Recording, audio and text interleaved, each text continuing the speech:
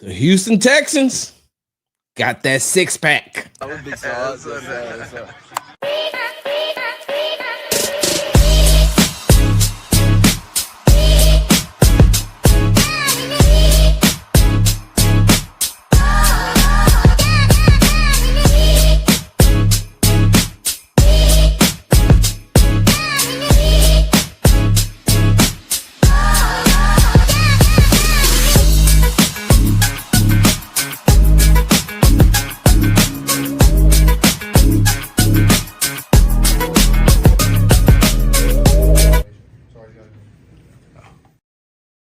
Hey, hold on. Let me get to this right quickly.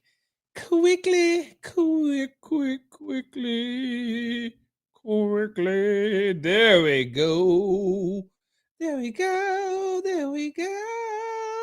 Hey, what's going on, y'all? You tuned to Sports Talk with Big Sarge. I'm your host, Big Sarge.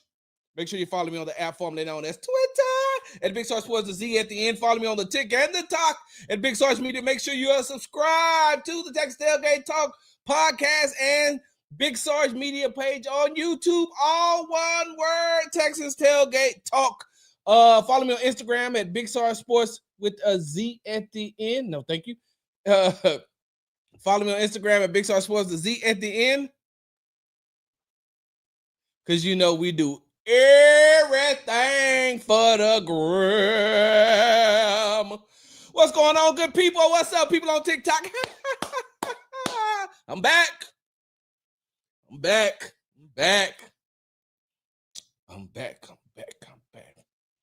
What's good? Ooh. Yeah, I should have turned that fan on, but that's something that I'm going to do at another time. What's going on, y'all? We're going to jump right into this thing. First of all, thank you all. Thank you for those of you all who were praying for me on Sunday. Man, y'all give me a second. I got to cut this fan on because it's going to get hot up. It's getting hot in here.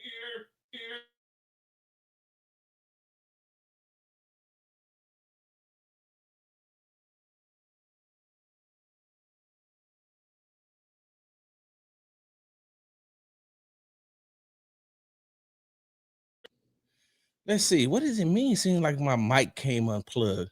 Let me double check this. All right, we still good. We still good up in the hood.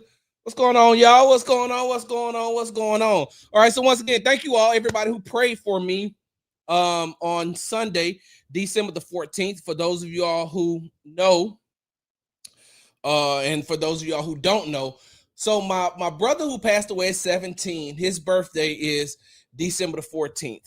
My mother passed away 7 years ago, December the 14th. And so, you know, it's kind of a hard day for me, kind of, you know.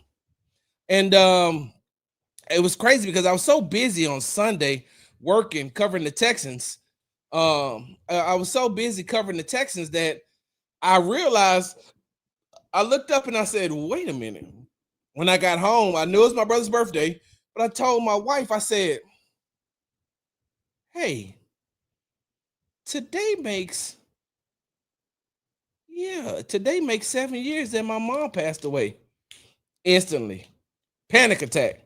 Couldn't breathe. Thank God for my wife that she helped get me back to a normal state of mind. So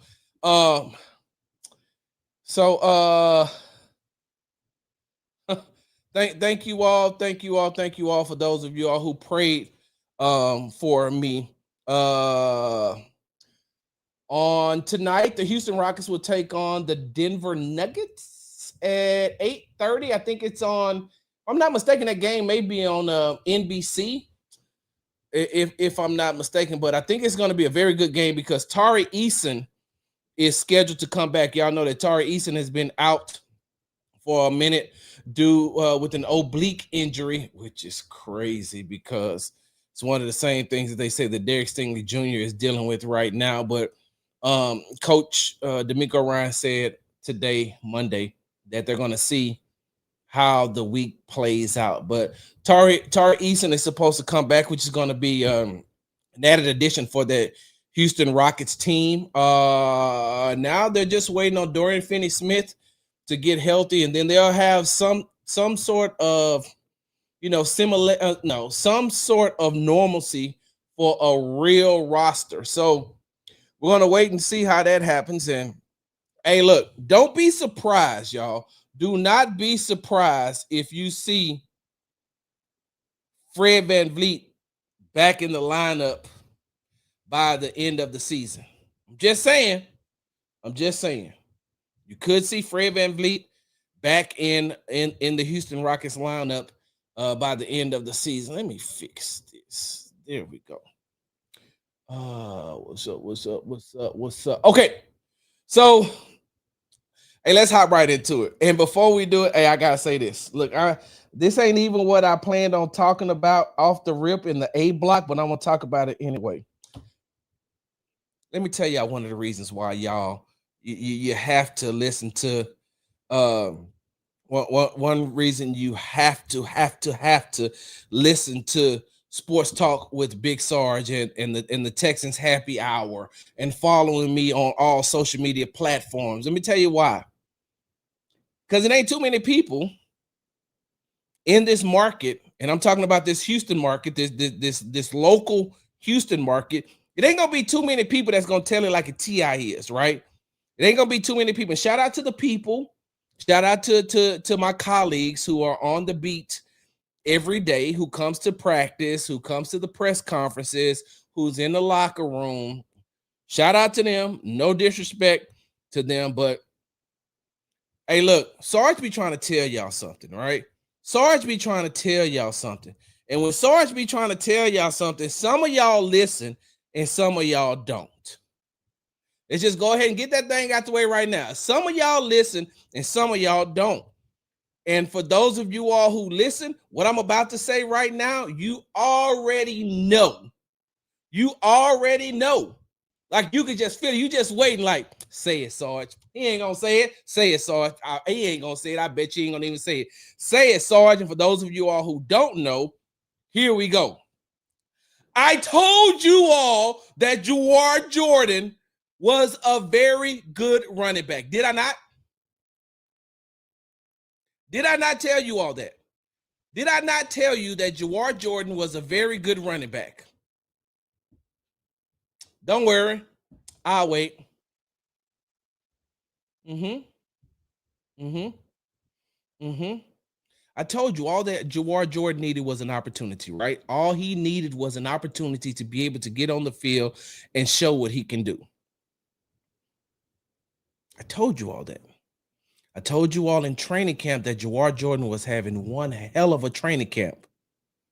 I told you that Jawar Jordan was having one hell of a training camp, and he looked a whole lot better. And when I interviewed him during training camp, we talked about how good he looked. We talked about how he's picking up Nick Caley's playbook, the things that he liked in Nick Caley's playbook. And I told you all he needed was an opportunity and a chance. And that young man has been through a lot.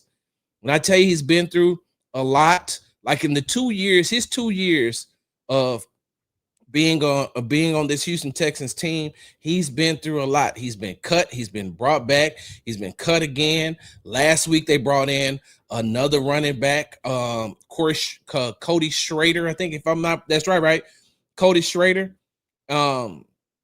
They brought him in, and Jawar beat him out in practice because they knew Nick Chubb wasn't going to be able to go, and they knew that they knew that Woody Marks was dealing with that ankle injury. And Woody Marks went into the blue medical tent 3 times on Sunday. So it was smart for the Texans. And I think that D'Amico Ryan said this on Sunday in his press conference, that they kept him out of the lineup, but they could have used him if they really needed him, but they really didn't need him. And so they kept him outside. I kept him out of the lineup and allowed Jawar Jordan to play the entire game. And so when you look at so it's funny because I talked to rookie left tackle Ariante Ursery on Sunday.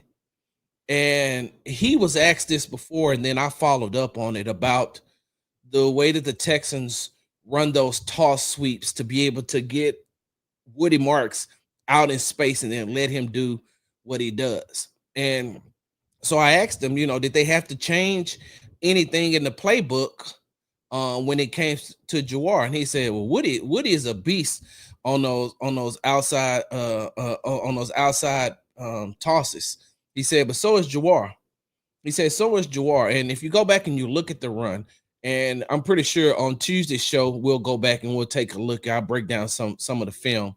We'll take a look at it. But if you go back and you look at the run, when he got to the second level and Buda Baker was in front of him, watch how he plants his right foot, takes off the other way, and just slips through the tackle and keep going. Now, I think somebody said in the chat, hold on. Tay, what's up, Tay?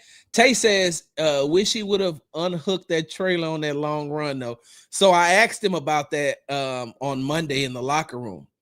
And he said that when he broke the run and he got out, he said all of a sudden, he said it felt like that monkey just jumped on my back.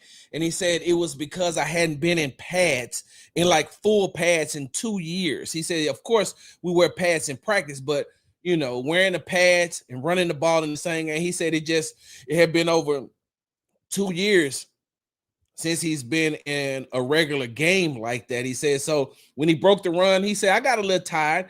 He said, but all I seen was end zone, and I was just trying to get there. Because what I asked him was, did he look and see that Nico was right in front of him, and was he trying to play off the block of Nico?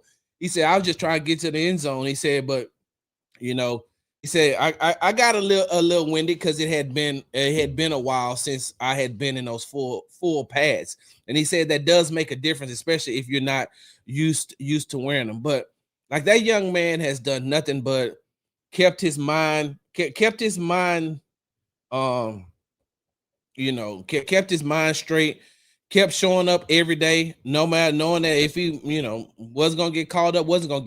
That young man just came to play, and he's a young man that I've been talking to ever since he got drafted by the ever since he's been a part of the drafted and been a part of the Houston Texans. And he, like, it looks like he never has a bad day. And one of the things that I talked about with him on Sunday was, how he just kept his mind, how he kept his mind straight.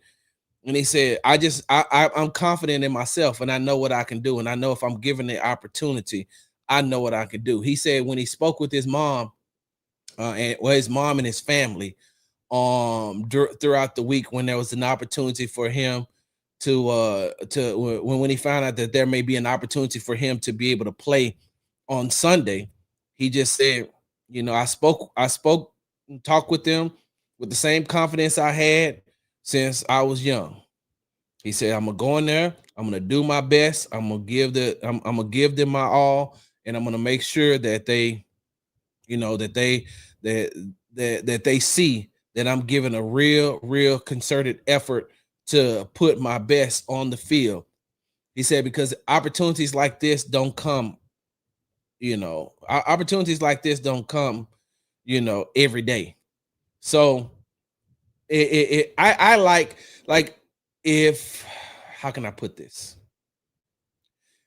With Nick Chubb dealing with that rib injury, and with Dare Ugabawale, being able to come in and play some snaps, but also he's a very, very, very vital part of the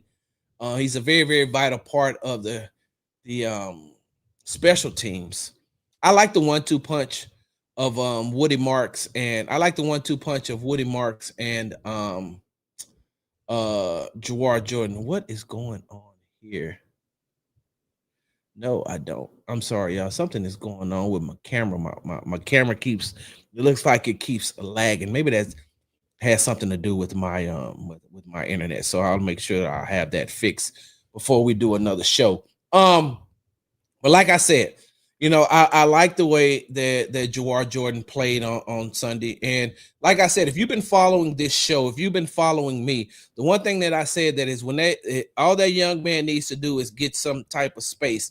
And his ability to cut on a dime, his ability to get through the small spaces. Like, even if you go back and you look at the 50-yard run, when he got through there, like literally two defenders were going at him, and he was still able to squeeze through there and get out into the open field.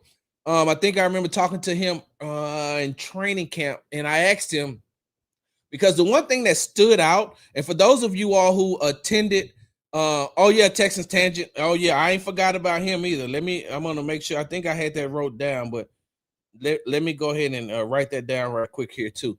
But for those of you all who remember me talking about the way Jawar Jordan, the great camp that he was having earlier this year, I told you that his ability to be able to get in and out of traffic is one thing that I really, really picked up on when I was watching him play this year. I mean, watching him play through training camp.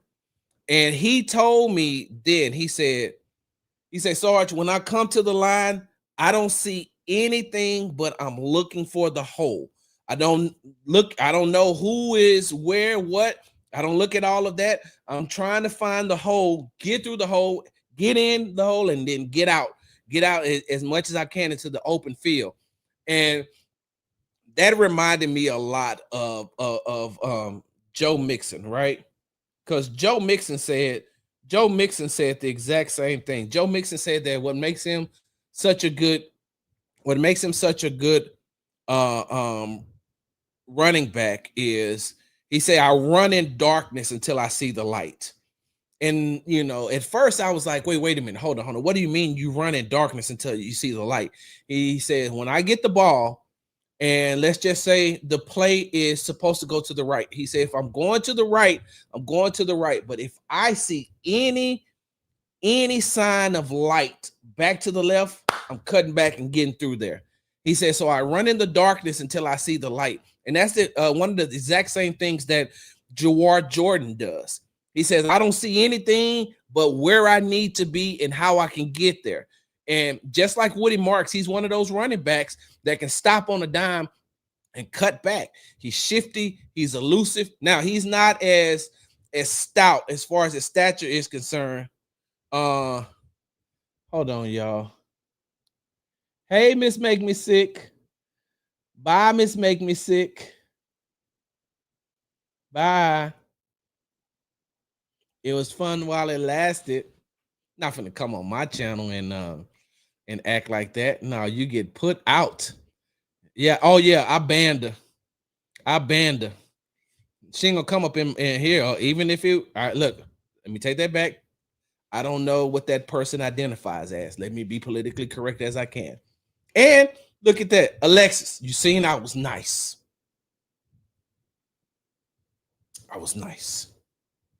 I digress. But yeah, so I really, really liked what Jawar Jordan did on Sunday, the way that he played on Sunday. And hopefully, if he gets an opportunity and a chance to play,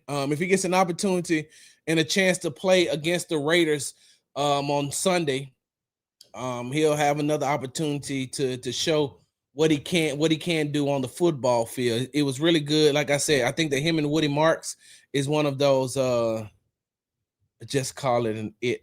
You can't be wrong. Dang, Brandon. I'm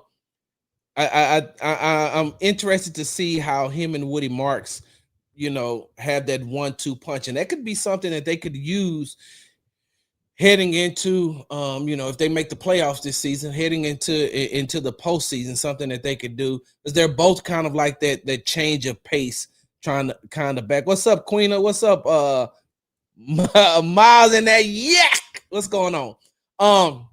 So with that being said, though, I was really, really, I was really, really proud of, Jawar Jordan and him making the best of his opportunity. And somebody said earlier in the chat, they brought up Jamal Hill, and I had an opportunity to speak with him as well. I was,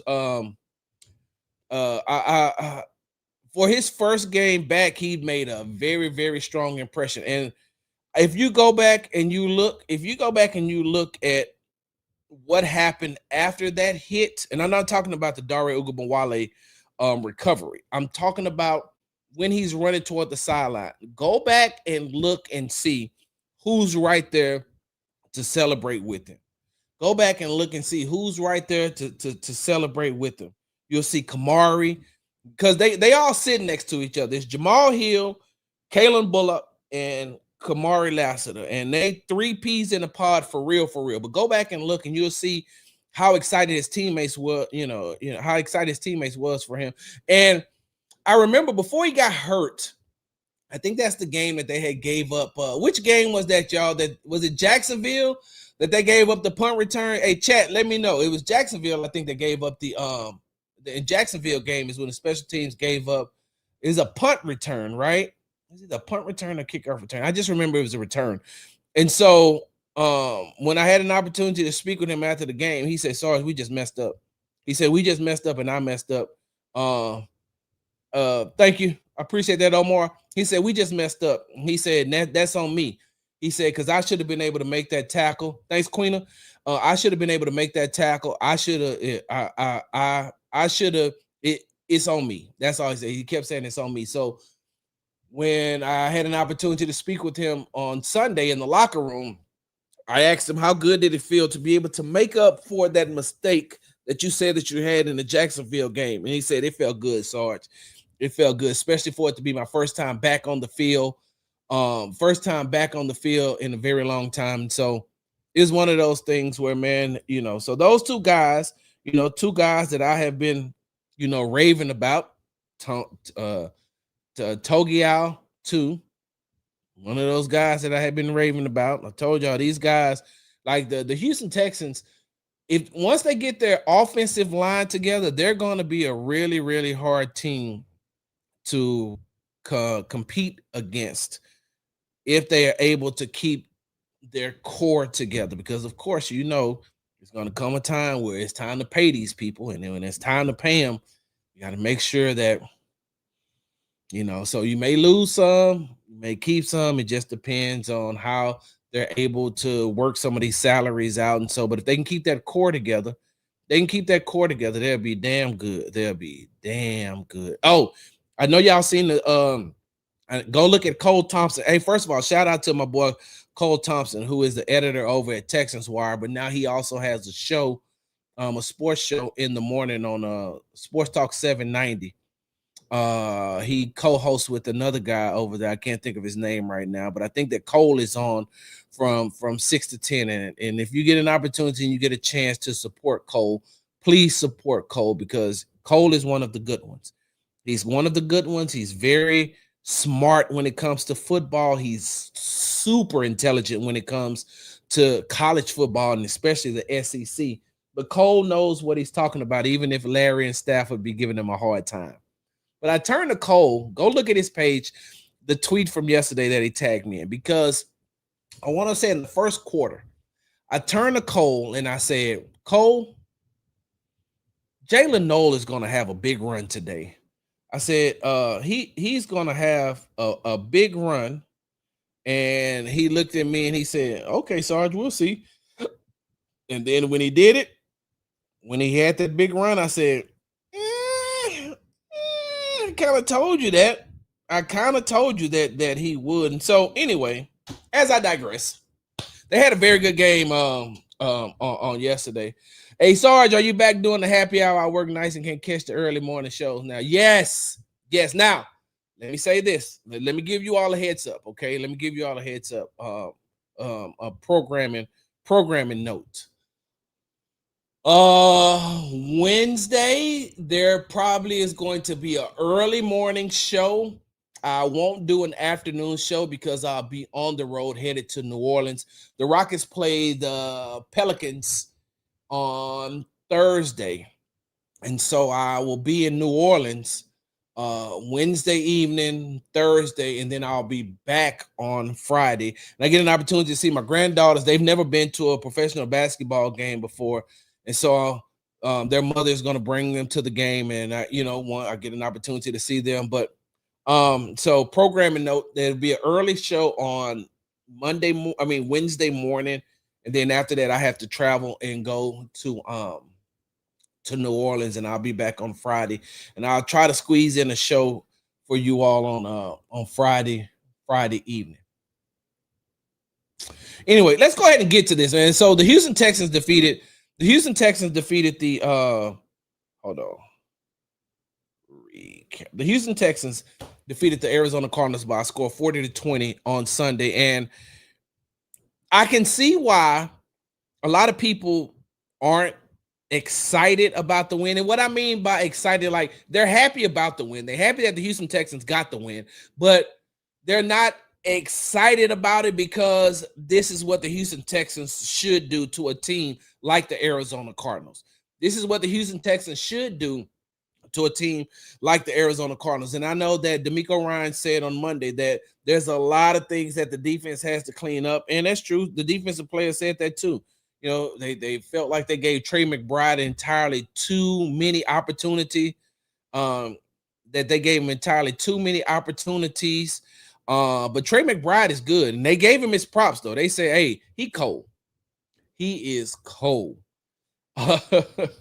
Somebody say, "Hey, man, if you're a white guy with a name like Trey, you better be cold." And he say, "Think about it: Trey McBride, Trey Hendrickson, like they Trey McBride showed out yesterday. I think, what did he have, y'all?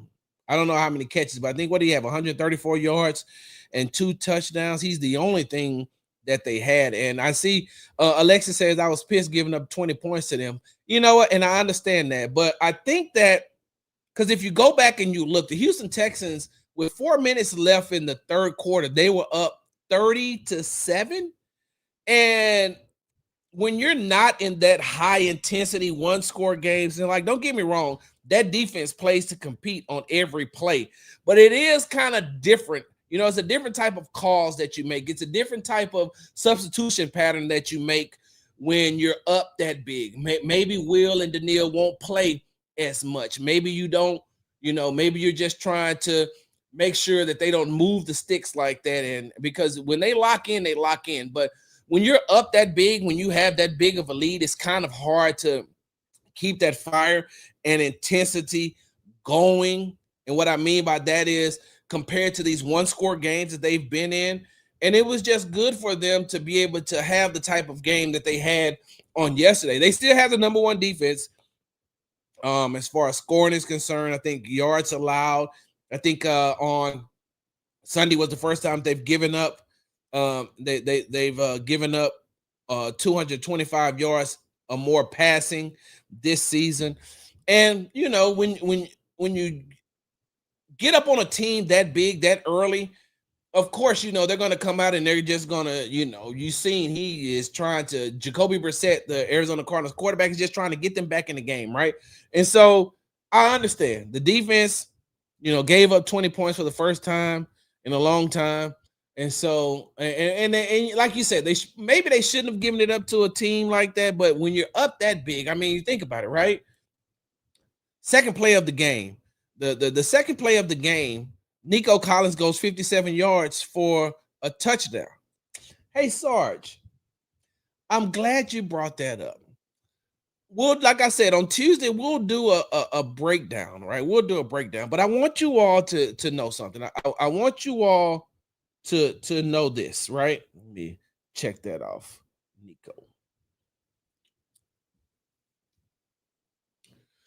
For those of you all who are saying that Nick Caley isn't evolving, for those of you all who say that Nick Caley isn't evolving, I think that there was some plays on Sunday that you can't say. And just like Queena said, the red zone offense is atrocious, though. It's mad. And it is. They were in the red zone, I think, 6 times. They came away with 3 touchdowns and 3 field goals. And, I think that if you ask any coach, though, that if you ask any head coach how good it feels not to punt until the fourth quarter, if you ask any NFL head coach that, I think that he'll tell you, I think that my offense is doing a damn good job. They didn't punt until Tommy didn't touch the field until the fourth quarter. And they just constantly kept scoring, kept doing what they needed to do. And even if it only resulted in 3 points, you're still getting points. You're still getting points. And those points, are very important. We've seen throughout this season in the NFL how important, getting points inside the red zone is. And so while, yes, I know that a lot of Texans fans would love to see more touchdowns, but if you're getting those type of scores, then cool. So yes, Nick Caley does need to improve on his red zone offense. They need to improve on that. That's something that they've talked about. But what I liked about what Nick Caley did to start the game, if you go and you look at that second play of the game, what these defenses have started to do, and I hope that Nick Caley does this a little bit more. What Nick Caley did is what Jason Garrett used to do when he was the offensive coordinator for the Dallas Cowboys and he had Terrell Owens. I know y'all don't want to hear about the Cowboys, but I'm just using that as a frame of reference. When they first got T.O., he never really allowed defenses to set up finding out where he is. And if you go and you look at that second play of the game, that 57-yard pass, touchdown pass from Stroud to Collins, he's in the slot. If you go and you look, Nico is in the slot. He's not on the outside. I think on that right side is him in the slot, and Christian Kirk is on the outside. And so I want to see Nick Caley as time goes on and they playing more games and they get into the postseason. I want to see Nick Caley use Nico more like that, like how Jason Garrett used to use T.O. the first year they got T.O. Hey, bring him out of the backfield, put him in motion, let him come out of the slot, let him be, go trips right or trips left or however. Just don't allow the defense to set up and bracket him. Because even CJ said that there were some times that I probably could have got the ball to Nico more. He said, but I want to make sure that we made the right play. He said, I could have forced some of the things into Nico, but I want to make sure that I made the right play. And that's exactly what he did. And so, but I like what Nick Caley did by putting Nico in the slot. Now, I haven't went back and I haven't looked at how many times Nico was in the slot. I'll have that for you on Tuesday's show. But I like that that's how they did it. And one of the things that I'm noticing when it comes to CJ Stroud is Nick Caley is playing to his strengths. And what I mean by playing to his strength, CJ, when he has the time and he can see the whole field, like he is really an asset. Even when he's able to get out on the perimeter as well, he's seeing the field a whole lot better. And what Caley is doing is he's using the middle part of that field to play towards CJ strength. CJ can throw people going, in breakers is what they call. CJ can throw wide receivers open on those end breakers. CJ sees the middle of the field very, very well. And he sees the outside too, but he sees that middle of the field when he drops back and he has the time and he has a pocket and he has the protection and he has the time to be able to scan. He's bam, bam, bam. He can dot you up on the inside and then to open it up on the outsides. And so, like I said, I like what Nick Caley did by putting him in the slot position and getting him the ball early. Now, you got to find ways to get Nico the ball more throughout the game. And especially, what I would have liked to see done in the Cardinals game is this is a game where you feed him, let him know, hey, look, let him touch the rock, let him touch the rock then. And then you go into the Las Vegas Raiders game and you let him touch the rock more. Now he's so used to touching the rock, and you've got the Chargers looking at this and saying, oh yeah, they get Nico the ball as much as they can. They're force feeding Nico the ball, and you give him those type of touches against, some, I don't want to call them stellar defense. I mean, less than stellar defenses, but the Cardinals defense, and now you're getting ready to play the Las Vegas defense, the Raiders defense, who, man, they got blew out yesterday, 31-0. God, to the Eagles of all people. They got beat 31-0. Y'all know they only, hold on. Side note. Hey, y'all know that the Raiders offense only generated 75 yards of total offense?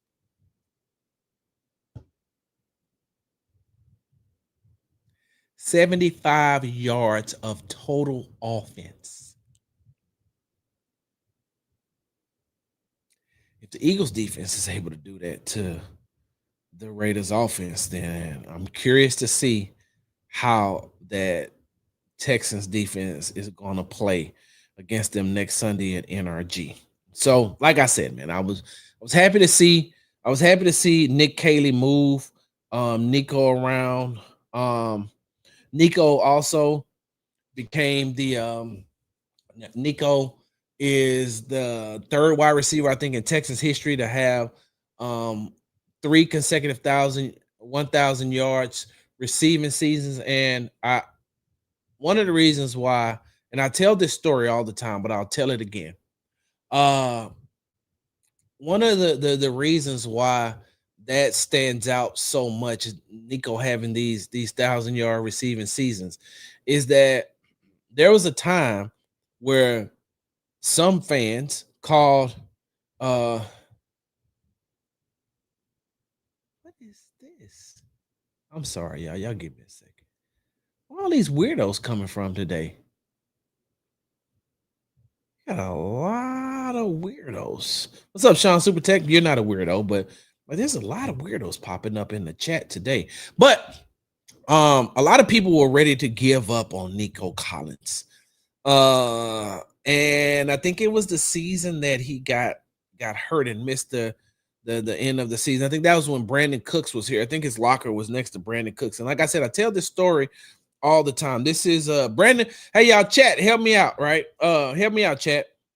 Brandon Cooks last season was Lovie Smith's last season, right? Like after Lovie Smith, that was right. I'm trying to think.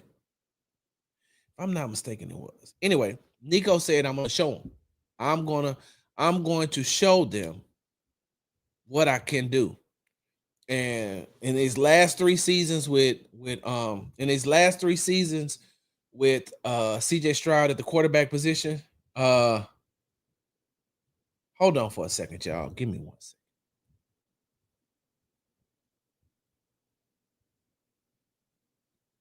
Give me a second.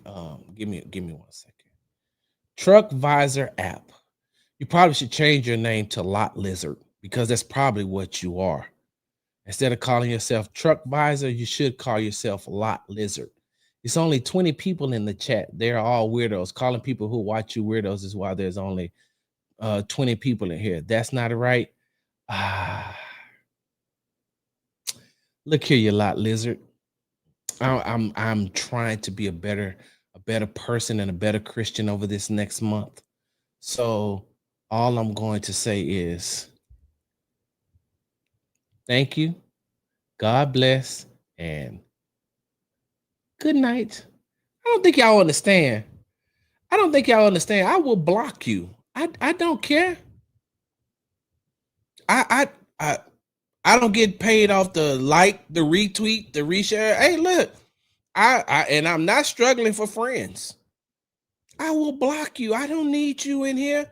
Listen, I'm going to be this way, whether there's 20 people or 20,000. You're still going to get a quality show. And for the record, there's more than 20 people. But hey, Lot Lizard, whatever you say. Back to talking football. Nico Collins has been very, very productive over these last 3 seasons. And I think that going into the postseason, I think this is where you may see, because Dalton Schultz, what did Dalton Schultz have? 7 catches on yesterday for what, like 86 yards? 7 catches, touchdown. Oh, wait, 1 minute. Give me 1 minute, y'all. Let me write this down. Give me 1 minute. Schultz touchdown. Give me 1 minute. I gotta say this. Let me veer off the path of talking about Nico for a second. So on Monday, right? On Monday, during the press conference, I asked, I thought you were making content just for me. I'm selfish. On Monday, I asked D'Amico Ryans about, okay, let me take y'all back, right? God dang it. Hey, for the people that's watching me on the people that's watching me on TikTok, I apologize. Somebody, y'all gonna have to teach me how to stream here as well as here. I don't know how to do the multiple platforms just yet. So somebody gonna have to teach me. I really want to be able to incorporate you all into these type of things in 2026. But I've got to do this. I'll walk you through it, but I've got to do this. Hold on for a second. Here we go. I want to show you all something. And look, I know I said we were going to do this Tuesday, but I'm going to do this right now. I have to I have to digress just a little bit. Let me see something right quick and make sure this is it. I think it is. Yes. Okay. All right, let me get back here. Okay, y'all, we're about to look at something. I'm about to share my screen real quick because, and I didn't plan on doing this, but I had to because I want to talk about CJ, and I want to talk about CJ's decision making. And I want to talk about the way that CJ has played over the last 3 games, but I want you all to see something. And what I want you all to take a look at is, hold on. What I want you all to take a look at is this play right here on this. This is the Dalton Schultz touchdown. I think this is the touchdown that made the score 30-7, if I'm not mistaken. This was the touchdown in the 3rd quarter. So as you're seeing, right, CJ comes under a little pressure. He gets out to his left. You see Dare is right there. He could have probably dumped the ball off to Dare. He could have probably ran the ball in if he cuts back behind the defender. But when Dalton Schultz uncovers, he finds him. Let's look at it from a different angle. See that? CJ gets out. He gets out. Dare has a step on his on the defender that's holding him. He probably could have got the ball to Dare. If he stops right here, let me go back right here. If he stops right here with the defender and the momentum going there, if he stops, he could turn the ball upfield and probably score. But look what he does. He sees Dalton right there, and he throws the ball to Dalton. Let's look at it one more time from a sideline view. All right, so CJ comes. You see Dalton. CJ gets out. Dalton sees CJ start to scramble, and he breaks out to give CJ a target. Like I said, once again, for those of y'all watching, he could have hit Dare here.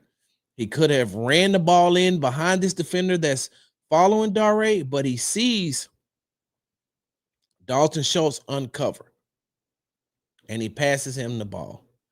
Let's look at it from a TV view real quick. Stroud will get out of it. Throws on the move. Touchdown, Texans. Dalton Schultz. Now, you're probably wondering to yourself, hey, Sarge, why are you showing us that play? Need to get a keyboard for my TV so I'm not just watching on my phone so I can talk shit. You're probably asking yourself, Sarge, why are you showing that play, right? Why aren't you showing the 57-yard touchdown play? Why aren't you showing the Jawar Jordan 50-yard run? Why are you not showing some of the other plays throughout the game?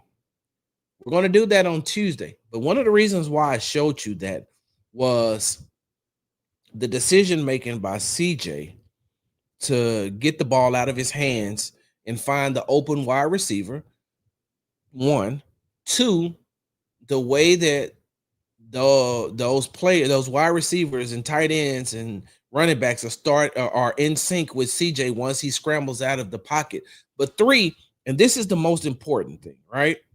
CJ could have selfishly ran that ball in.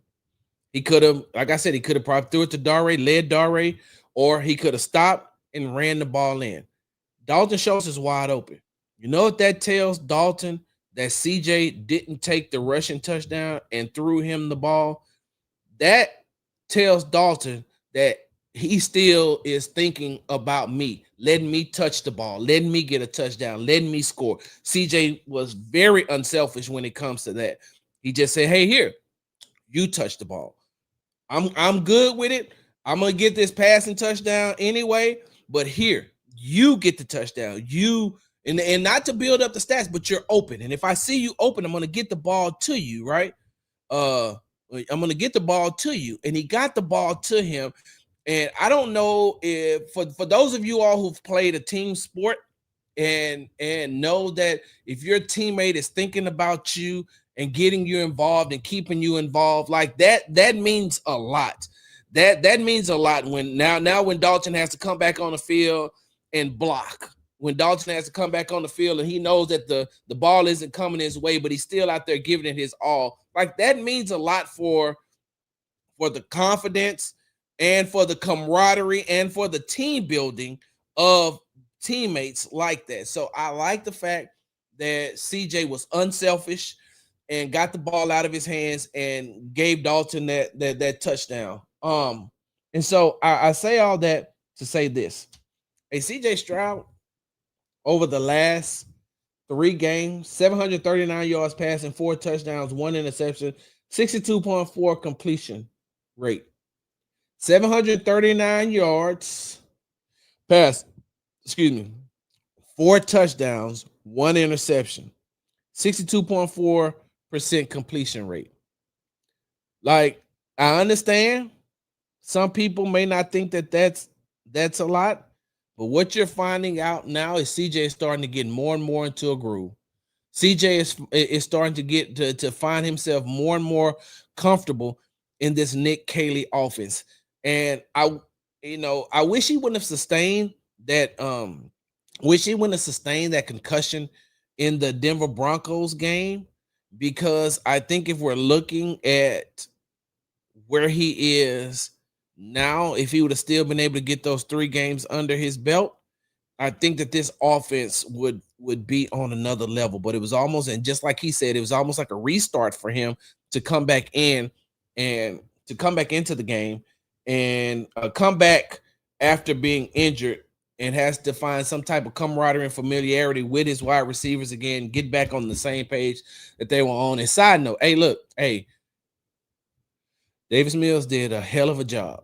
He did a hell of a job in those 3 games holding it down while CJ was out. So I like what CJ is doing. I like that CJ is starting to find that niche and find that groove. I like that he's moving around in the pocket more. He looks like the old CJ. He looks like 2023 CJ when he's getting out, making these type of plays while he's out of the pocket, still keeping his head. One of the things that D'Amico said on Monday was CJ is keeping his head and his eyes downfield. He's still looking downfield, trying to find those wide receivers. And if he can give him just a little bit more time, he can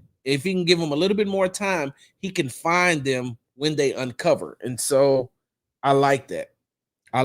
And so, this game against the Raiders should give him another opportunity to build and get more acclimated to that Nick Caley offense, because they're definitely going to need it when they play the Chargers in 2 weeks. There's a lot riding on the line, especially if the Jacksonville Jaguars lose to the Denver Broncos on this upcoming Sunday.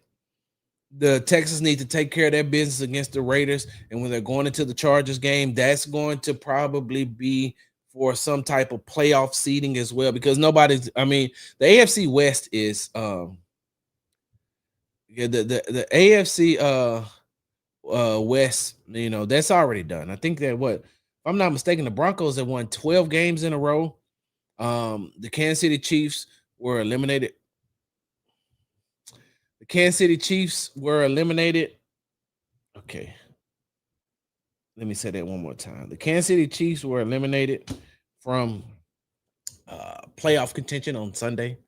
And I feel bad for them. I feel bad. Hey, I don't want to see anybody get hurt, right? I don't want to see anybody get hurt. So I'm not rooting. I did not root, or I'm not happy that Patrick Mahomes got hurt. I don't want to see anybody get hurt like that and go out of the game. So no, I'm not celebrating the fact that Patrick Mahomes got hurt. I'm just laughing because it looks like the Texans broke the Chiefs. It looked like the Texans, the Texans broke the Chiefs. Damn. Damn. Even when Patrick Mahomes is in the game, they looked terrible. And now you got Gardner Minshew to end your season. Sheesh. I ain't gonna even lie to y'all. If I'm Travis Kelce, I'm being like, hey man, F this. I'm out. Oh, my hamstring. But we're just sitting in film right now, Travis. We're not even doing anything. My hamstring. I think I'm out for the season. I ain't gonna even lie to you. If I'm Travis Kelce, I'm not suiting up. Hell, if I'm Travis Kelce, I'm not even coming to the field. I'm sitting in the box with the future Miss Kelce, or however they're gonna do it. Because I always say it, right? So if I was Travis Kelce, right? If I was Travis Kelce, what I would do is I would change my last name to Swift. Which name holds more weight? Swift or Kelce? Swift or Kelce? Man, my name would be Travis Kelce hyphen Swift. They'd be like, hey, Mr. Swift, how you doing? Hey, how's it going? You good? How's Barbara and the kids? They okay? All right. See, hey, you got the Christmas gift I gave you, right? Like they gave you the Christmas gift. All right. Just saying. All right. Just saying. Mr. Swift, hello. Hey, y'all. How y'all doing? Hell yeah, I'm changing my name. If I'm Travis Kelce, I'm getting married to Taylor Swift and changing my last name to Swift. Ain't no shame in it. I do it. Hey, yes. Hey, I thought your name was, so shouldn't her name be Taylor Swift Kelce? Right? It's like, no, her name is Taylor Kelce Swift. We're not losing that name. That name is way more famous than mine. I digress. Hey, if I'm Travis Kelce, I ain't no way. I'm not showing up to shit. I ain't showing up to no team meetings. I ain't showing up to practice. You listen, I would leave the equipment manager a note. Hey, bruh, go to my locker. Everything I took it's the same checklist from last season. It's the same exact checklist from last season. I took that checklist, went down it. All the stuff that you need is in my locker. All the stuff that you need is in my locker. You don't need nothing else from me, my guy. But Mr. Kelce, that's Mr. Swift to you. I'm trying to get used to it. Mr. Swift, there's still 3 more games left. No, there's still 3 more games for you. I don't even give a damn if they give me a game check.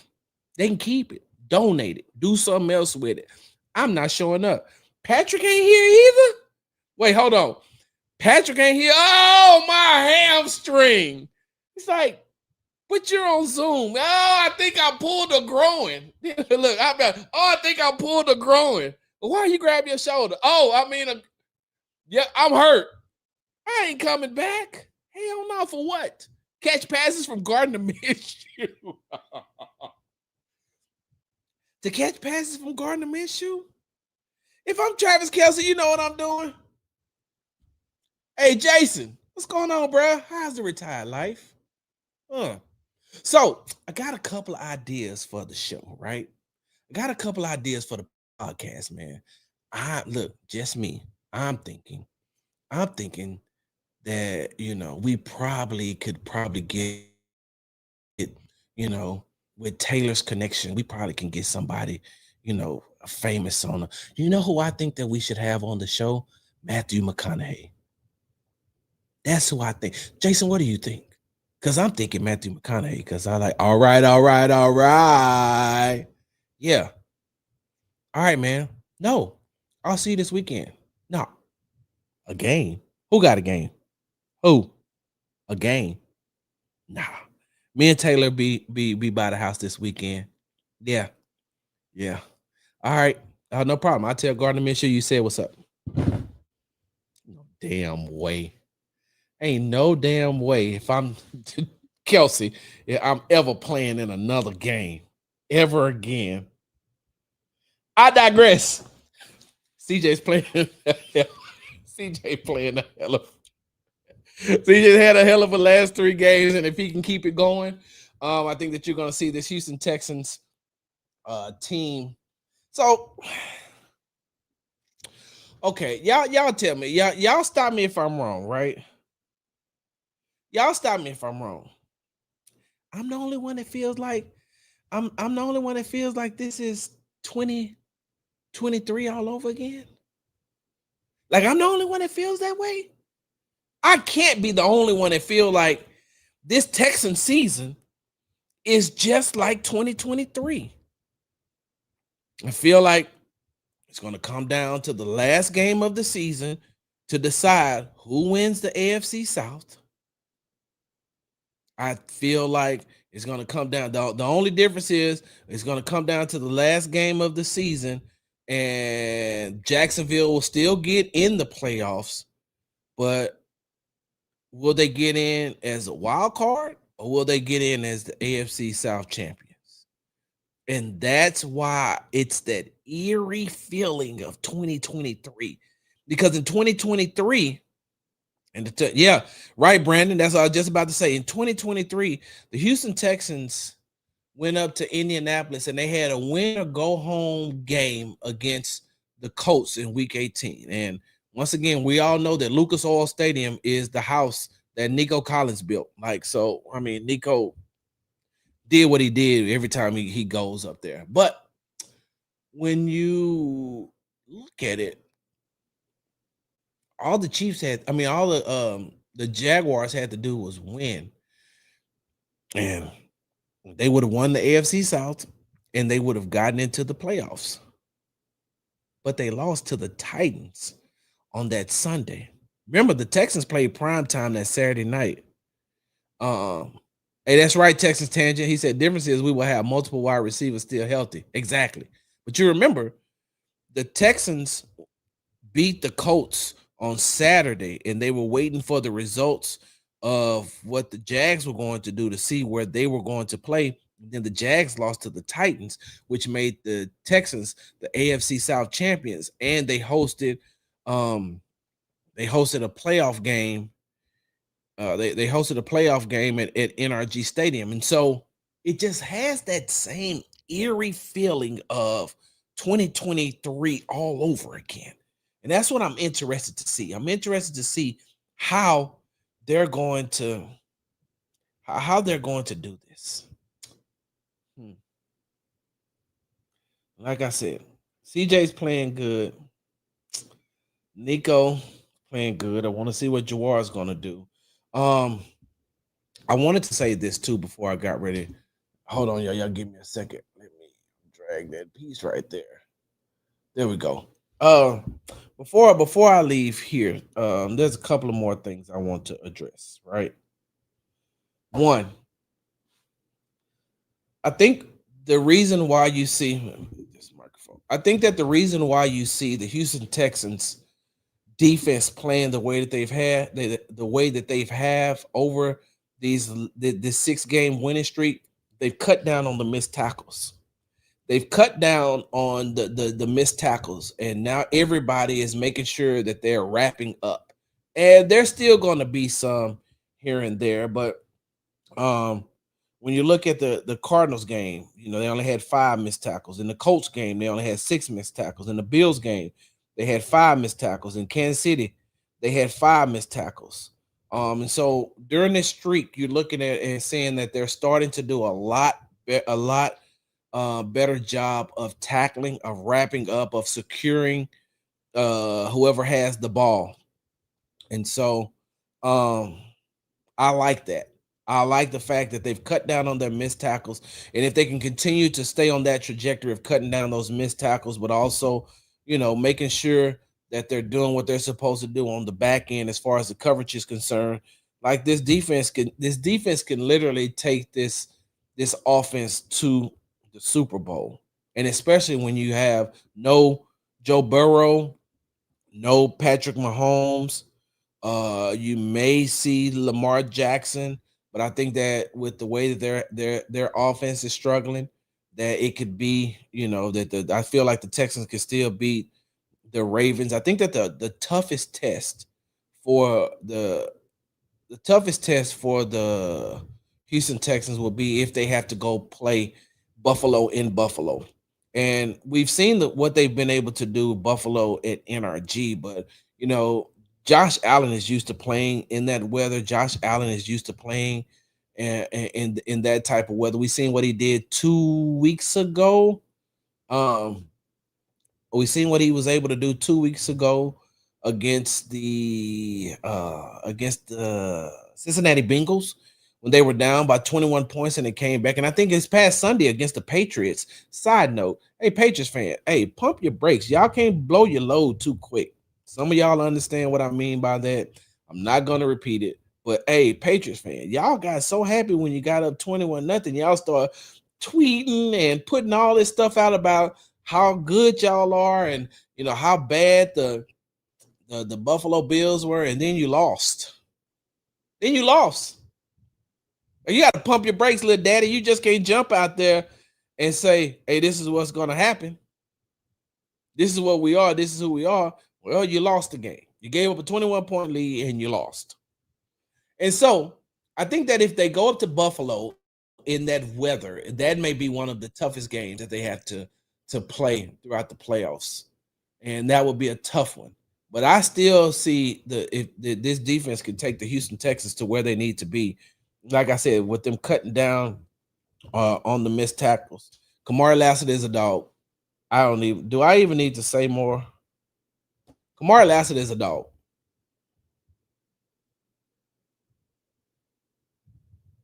Like, I know it won't happen. I know it won't happen. But the Texans really have a case to have two all-pro cornerbacks this year. They have two all-pro. I didn't say Pro Bowl. If Kamari Lassiter doesn't make the Pro Bowl, then and I think that last year they left him off the all-rookie team, and I'm saying to myself, what? What? Are you serious right now? Okay. All right. So he just came back and he played better this year. And I know he gave up a touchdown on Sunday against the Cardinals. That was a hell of a throw and a hell of a catch. But he also had an interception and he had a backflip. And I was like, oh, all right. Kalen should have had another interception. I thought that he was going to be able to grab that interception. But Kamari Lassiter is a dog. And he's playing exactly the way that you thought that he would play. All right. I'm going to get up off of here, but let me say this, right? Okay. Some of you all are wondering why I made the video that I made and I put it out on social media.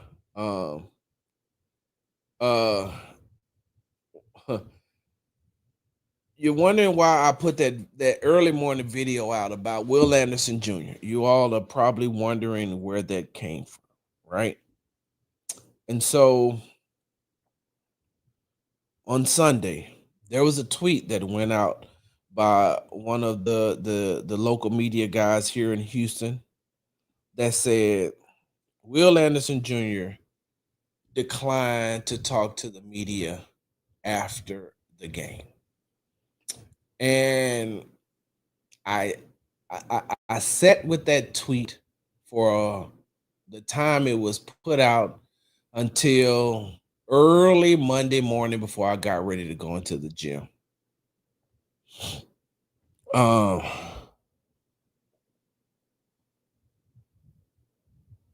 Hold on, y'all. I told y'all, boy, I will get y'all up out the paint in a minute. So I kept looking at the tweet, and I kept looking at the tweet, and I kept looking at the tweet, and I'm saying, did he decline? Or was he trying to make sure that he was okay? Don't get me wrong. When we came into the locker room, Will Anderson Jr. was in the locker room, but his eye was red. And if I'm not mistaken, Will got poked in the eye during the game. I seen him come to the sideline. He ran to the sideline, and as soon as he got on the sideline, he threw his helmet down, and they were looking at his eye. They kept looking at his eye, and they kept looking at his eye. And so they doused it, and then he went back in and he finished the game, right? And so, and I think even on Monday when I seen Will, his eye was still red, but Will didn't decline to speak. He had to make sure that his eye was okay. He had to make sure that he got the proper treatment for his eye.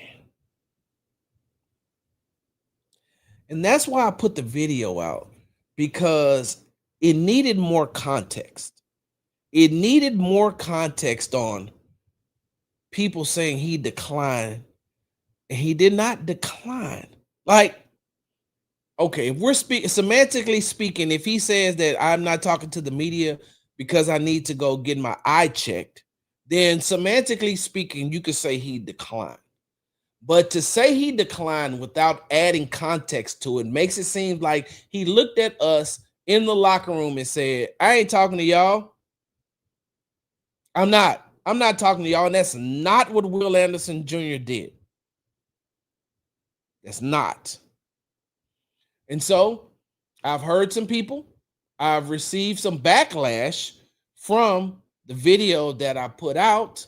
And all I'm going to say is, if I had to do it all over again, I'd do the exact same thing. Because context matters. And if the tweet wasn't public, then I wouldn't have made a public. I wouldn't have made anything. I wouldn't have said anything public. The tweet was made public. So if you're tweeting without context, then I'm going to come in and I'm going to give the context. Because, and I'm only speaking for me and Sarge, never, ever, ever, ever had an issue with Will Anderson Jr. speaking. Never, ever, ever. And I think what needs to be added to this is, as Will got better, he started being pulled from multiple different directions to speak here and speak here and speak here and speak here. If you think that, let me say it like this. I can't remember one time. I don't remember one time JJ Watt talking at his locker. JJ Watt would come to the podium. He didn't come to the podium every game, but he would come to the podium, or, he speak through the week at the podium, but Will speaks at his locker. And all I'm going to say is, I'm looking at it. I'm looking at it as, I think that there just should have been, if the tweet would have said Will Anderson Jr. declines to speak to the media after declines to speak to the media because he's getting treatment for injury he sustained during the game, then I've been like, yeah, that's cool, because that's exactly what happened. But it's not what happened. I mean, that's what happened. That's not what was tweeted. And so that's why I did it. That's why I added the context of why Will Anderson Jr. did not speak. I'm pretty sure that this week Will probably speak Wednesday or Thursday in the locker room, like he always does. He speaks in the locker room. On the road, will speak in the locker room. I said this on the video. I'll say it again. In Indianapolis, he was one of the last people to make sure that we were able to talk with him. And he spoke in Kansas City. Some people had an opportunity to speak with him. He did not speak. There was no cameras or anything around his locker because everybody was around Petrie's locker. It was Petrie, Bullock, Kamari, and Stingley, and everybody was talking to them, and it was just like they were. It was like the honey pot of content right there. Like you didn't want to leave. Kalen did his interview, then he was in Kamari's interview, and then he was in Kamari's interview, then he was in Petrie's interview, and he was in Stingley's interview, and then after those guys got through talking, the locker room was starting to clear out a little bit. Tommy Togiao had a bunch of people around his locker. Nico, like there was a lot of people. Will didn't decline to speak with us in Kansas City. It was just everybody was everywhere else. And I mean, you think about it. You're talking to Jalen Petrie, who had one hell of a interception with that tip pass to himself. He had the big hit. You know, Kamari had an interception. Kalen played the way that he played. Stingley played the way that he played. And so all I'm saying is that there should have been more context added to why Will did not speak on Sunday. That's all. I would have never made the video if the context would have been added. But I don't want it to be, I've told you all this from the get-go. Hey, look, I'm always keeping 100 with you. I'm always staying 10 toes down. I'm always going to say what needs to be said. And I'm always going to make sure that I can give you all as much context as I can and give you all the truth and tell you as much as I can. Sometimes I can't tell you things because some things are not privy to the public. It has to stay in-house. But because that tweet was made public, I wanted to make sure that I said something publicly. Now, with that being said, last thing I have for you all. Hey, so Mario Edwards is out for the season with a torn pec. That's what D'Amico Ryan said on Monday. And it's crazy because I seen Mario this morning. I talked to Mario in the locker room. I did not know that. And yeah, he's hurt. He's out. So I also seen Tim Settle Jr.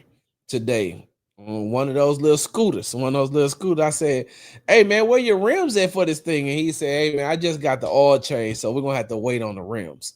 But I'm saying that to say that it's a good thing that the Houston Texans make sure that they have a plethora of defensive linemen that they can rotate, because you're going to see these guys get more and more, opportunities to do to come in, step in, and play. It's almost like a plug and play for them, especially when you have, because people don't realize this, but like Danico Autry can play inside or he can play outside. And so if you got Danico Autry on the field, Will Anderson Jr. and Danielle Hunter on the side of Sheldon Rankins, that's a disruptive force. But if not, we've seen what Tommy Togiao has been doing. And so I think that with that being said, I think they're going to be okay.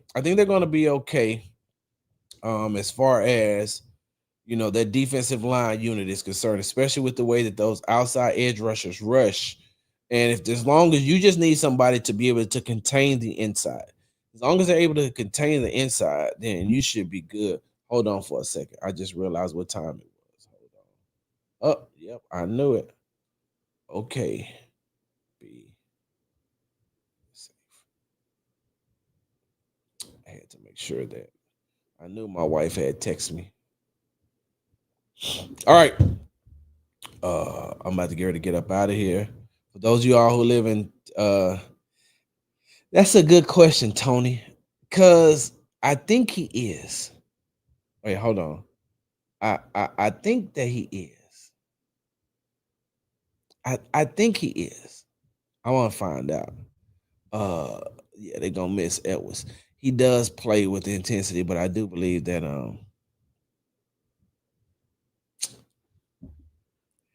it's been a whole hour and 15 minutes. You got to go back. You got to listen to the top of the show. For those of you all don't know, this young lady right here is the mother of the young man who showed out for the Houston Texans on Sunday. This is the mother of running back Jawar Jordan for the Houston Texans. Hello, Miss Jordan. Oh my goodness. So, now that you're here, oh, it's okay. Look, now that you're here, Miss Jordan, let me go ahead and say this because I was saving this until you got on. Let me say this. So I talked with your son today, right? I talked with your son today. I asked him, what was his mindset going into this game? And he said that I had the same confidence that I have. He said, I had the same confidence that I have going into every game I've ever played with. He said, and I talked with my family, I talked with my mom, and I told her, I'm gonna go out here and I'm gonna do my best, and I'm gonna let the rest of the league see that I can play and that I belong in this league. And he dang sure did that. He dang sure did that. And for him to be able to overcome the adversity that he's been through these last couple of years with the Houston Texans, as far as being in like that running back room was overcrowded. Like, so let me just go ahead and put some context in it. It wasn't that Jawar Jordan wasn't getting playing time because of his skill set, because of his ability. They had an overcrowded running back room. Remember last year, it was they had DP, they had Damian Pierce in there. It was Joe Mixon. It was Dare Ogunbowale. It was Jawar. It was who else was on there? British Brooks. I know that I'm missing somebody, one or two people. Anyway, and then this year you got, there's no Mixon, but there was Woody Marks, there's Nick Chubb, there was Damian Pierce, there was Dare Ogunbowale, there was British Brooks again, and there was Jawar Jordan, and then they brought in another running back. Before Jawar beat him out uh, beat him out last week. And so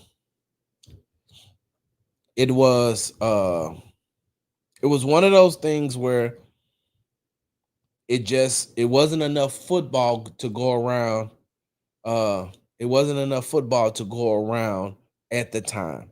And even this year, it wasn't enough football to go around. But, for those of you all who want to leave right now, because I'm about to say something spiritual, right? I'm about to say something spiritual. And if you're not a spiritual person, I hope this doesn't offend you. I hope it doesn't offend you. And if you want to leave right now, I definitely understand. Thank you for joining the show. But I'm going to say this because I am a spiritual person. I'm a spiritual person. So the for those of you all who are believers, right? For those of you all who are believers, you know that God's timing is always the perfect timing, right? And I'm going to show you what Miss Jordan just said. It happened when it was supposed to. Exactly.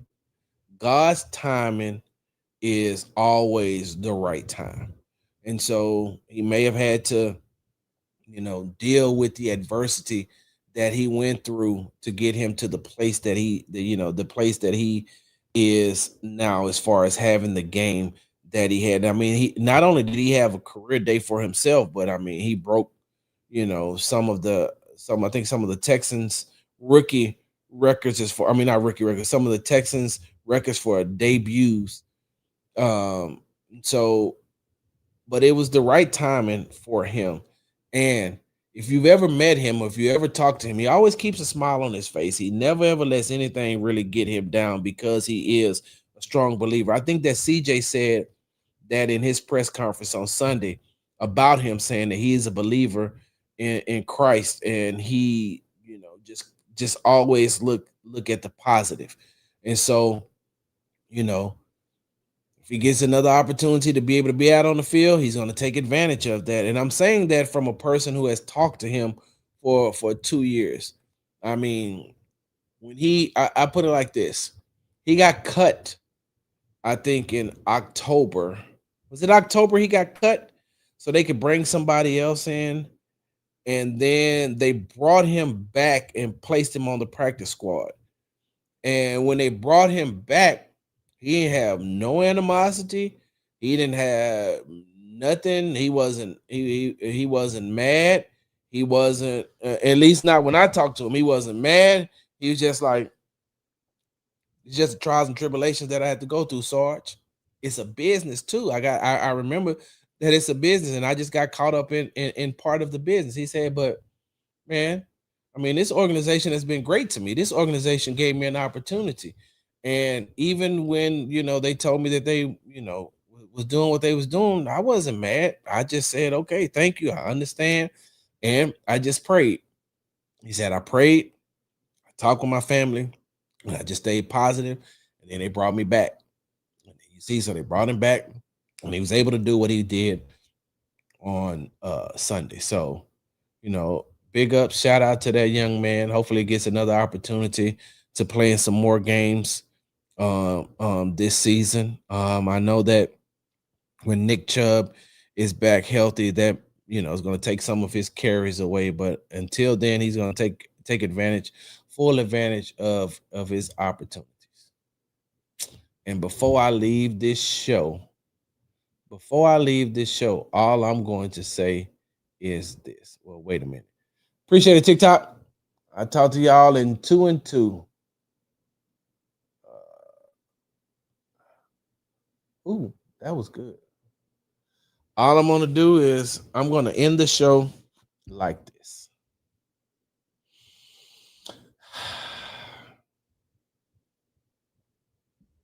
I told y'all. I told you during training camp. I told you that young man could play. I told you that young man could ball. I told you. I know somebody put up there today. I was just waiting on the big Sarge. I told you so video. You got dang on right. Because there is some people out there that think that I don't know football, and I just laugh at. I be like, that's cool with me, bro. I'm okay with that. I know. I know that I know football. I know that I know talent. I know talent when I see it. I know what I'm looking at, and I know who can do what they need to do and who isn't doing what they need to do. And I told you that young man can play. Told you he could play. If you go back and you look at, he told me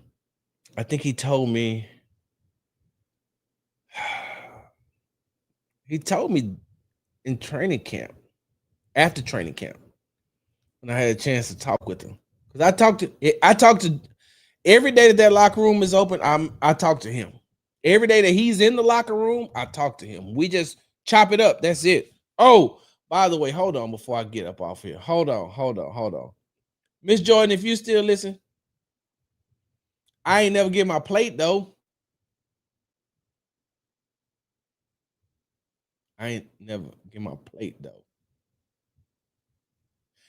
I digress.